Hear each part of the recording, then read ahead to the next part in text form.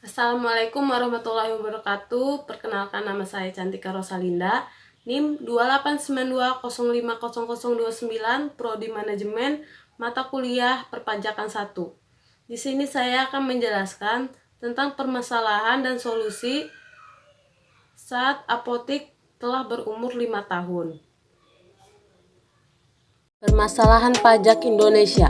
Pajak adalah salah satu sumber penerimaan yang sangat penting untuk pembiayaan pengeluaran negara, baik pengeluaran rutin maupun pengeluaran pembangunan. Pada dasarnya, tidak ada seorang pun yang secara sukarela untuk senang membayar pajak karena para wajib pajak merasa bahwa mereka tidak memperoleh keuntungan timbal balik dari jumlah pajak yang mereka bayarkan. Pajak yang dibebankan pemerintah kepada wajib pajak menimbulkan perbedaan kepentingan karena bagi wajib pajak, membayar pajak berarti mengurangi kemampuan ekonomis dan laba mereka. Perbedaan kepentingan ini cenderung memancing wajib pajak untuk mengurangi beban pajak baik secara legal maupun ilegal. Hal ini juga dimungkinkan oleh masih banyak celah peraturan perpajakan yang masih dimanfaatkan oleh sumber daya manusia petugas pajak atau fiskus untuk melakukan praktek korupsi, kolusi, nepotisme, KKN dengan wajib pajak yang tidak jujur.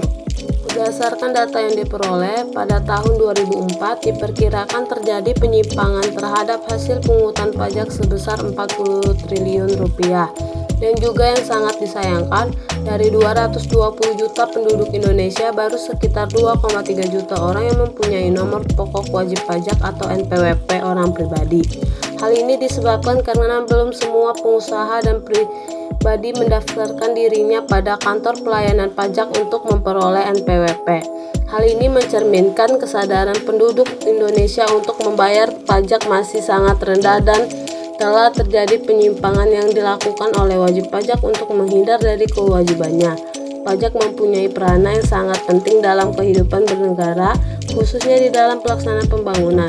Merupakan sumber pendapatan negara untuk membiayai semua pengeluaran termasuk pengeluaran pembangunan. Berdasarkan hal di atas, maka pajak mempunyai beberapa fungsi, yaitu A. Fungsi anggaran atau budgeter, B. Fungsi mengatur atau reguleran, C. Fungsi stabilitas, D. Fungsi redistribusi pendapatan. Mengingat pentingnya pajak sebagai sumber pendapatan negara, maka dibutuhkan suatu aturan atau hukum yang mengatur tentang perpajakan yang disebut hukum pajak. Secara umum, hukum pajak adalah kumpulan peraturan yang mengatur hubungan antara pemerintah sebagai pungutan pajak dan rakyat sebagai pembayar pajak. Di dalamnya mengatur hak dan kewajiban masing-masing pihak. Dengan adanya peraturan atau hukum yang mengatur tentang pajak, maka diharapkan penerimaan pajak sebagai sumber utama pembiayaan anggaran, pendapatan dan belanja negara atau APBN dapat memperoleh hasil maksimal dan dapat dipertahankan secara berkesinambungan. Namun kenyataan pemungutan pajak ini masih banyak menimbulkan permasalahan antara lain disebabkan kelemahan regulasi di bidang perpajakan itu sendiri, kurangnya sosialisasi, tingkat kesadaran, pengetahuan dan tingkat ekonomi yang rendah, database yang belum lengkap dan akurat, lemahnya penegakan hukum berupa pengawasan dan pemberian sanksi yang belum konsisten dan tegas. Selain itu, kendala lain dalam pemungutan pajak adalah adanya paradigma yang selama ini dianut oleh sebagai besar masyarakat bahwa percuma membayar pajak karena akan memperkaya petugas pajak. Tindakan seperti ini dilakukan masyarakat untuk meloloskan diri dari pajak dan merupakan usaha yang disebut perlawanan terhadap pajak. Nah, permasalahan dalam pemungutan pajak di Indonesia.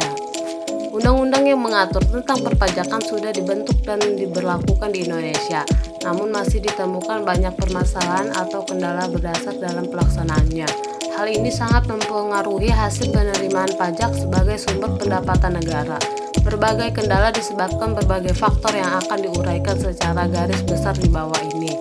Kurangnya bersosialisasi pemerintah kepada masyarakat sebagai wajib pajak mengenai pentingnya membayar pajak, manfaat membayar pajak, dan sanksi yang akan diterima apabila wajib pajak melalaikan kewajibannya. Di samping kesadaran pengetahuan sumber daya manusia atau SDM masih rendah juga ikut mempengaruhi, di mana wajib pajak belum memahami tentang pentingnya membayar pajak tersebut, belum mengetahui bagaimana prosedur pendaftaran, menghitung dan melaporkan sendiri objek pajak yang dikuasai, dimiliki, dan dimanfaatkannya. Tingkat ekonomi, sebahagian wajib pajak yang sangat rendah sangat mempengaruhi, di mana wajib pajak masih lebih memprioritaskan biaya yang sifatnya mendasar, seperti biaya sekolah, biaya kesehatan, dan sebagainya, daripada membayar pajak database yang masih jauh dari standar internasional. Padahal database sangat menentukan untuk menguji kebenaran pembayaran pajak dengan sistem self-assessment. Kondisi seperti ini menyulitkan riset empiris yang bertujuan menguji kepatuhan wajib pajak. Wajib pajak dapat memberikan informasi dan melaporkan yang tidak sesuai dengan kondisi yang sebenarnya. Database yang lengkap dan akurat mempengaruhi terhadap efektivitas pelaksanaan penegakan hukum dan juga kepatuhan wajib pajak.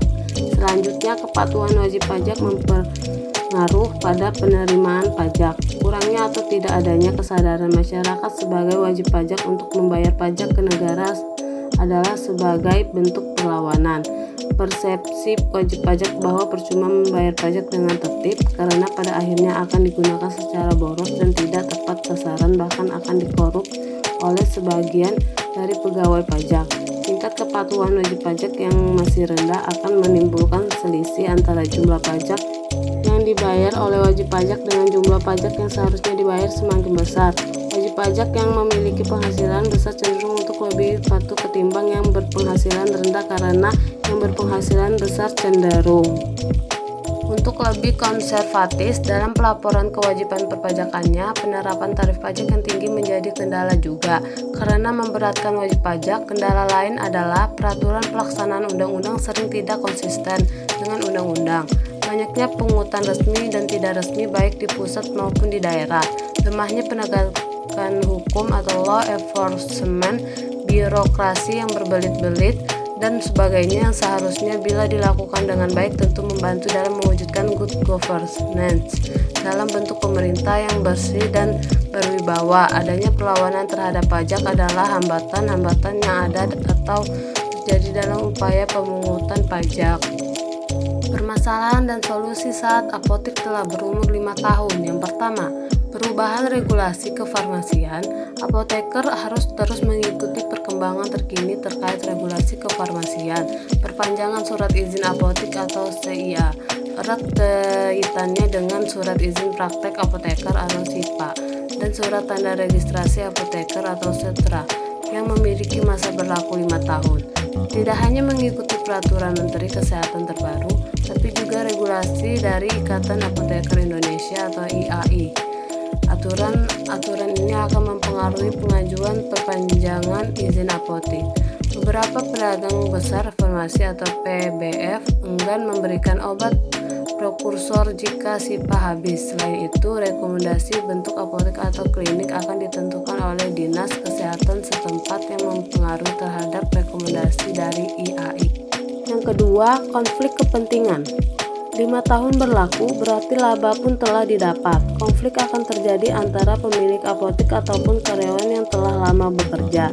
Seiring waktu, jumlah karyawan bertambah dan perlu pengelolaan yang baik. Yang ketiga, tren dan kompetitor. Kemajuan teknologi berimbas ke dalam dunia perapotekan. Munculnya aplikasi online, Gomet, dan layanan antar lainnya bisa mempengaruhi penjualan apotek dari kompetitornya. Gaya dan etalase penyajian dari kompetitor bisa mempengaruhi daya tarik pada konsumen sehingga harus mengikuti tren. Yang keempat, pajak.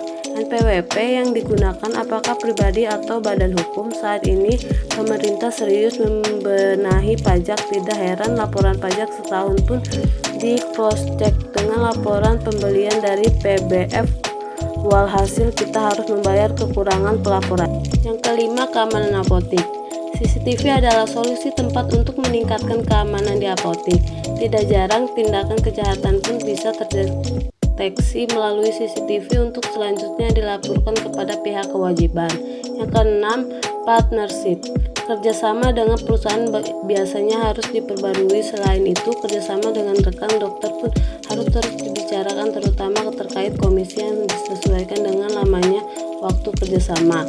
Masih banyak hal lainnya yang tidak bisa diungkapkan. Paling penting, apoteker harus memiliki peranan dan manajerial penuh terhadap segala permasalahan yang ada. berbeda. Selanjutnya, ada beberapa kewajiban apoteker. Sebagai pemeran utama usaha pelayanan kefarmasian, kewajiban apoteker telah diatur dengan jelas dalam Pasal 7 Undang-Undang Nomor 8 Tahun 1959 tentang perlindungan konsumen, yaitu yang pertama, selalu berbuat baik dalam melakukan pekerjaan. Yang kedua, menjamin mutu barang yang diproduksi dan diperjualbelikan di mana ketentuan standar mutu barang atau jasa telah ditetapkan. Yang ketiga, informasi yang diberikan merupakan informasi yang benar dan akurat serta diberikan secara jelas dan jujur. Yang keempat, berlaku sopan dalam melayani konsumen. Yang kelima, memberikan jaminan atas barang yang dibuat atau diperjualbelikan, memberikan ganti rugi atas kerugian akibat dari penggunaan barang atau jasa yang diperjualbelikan.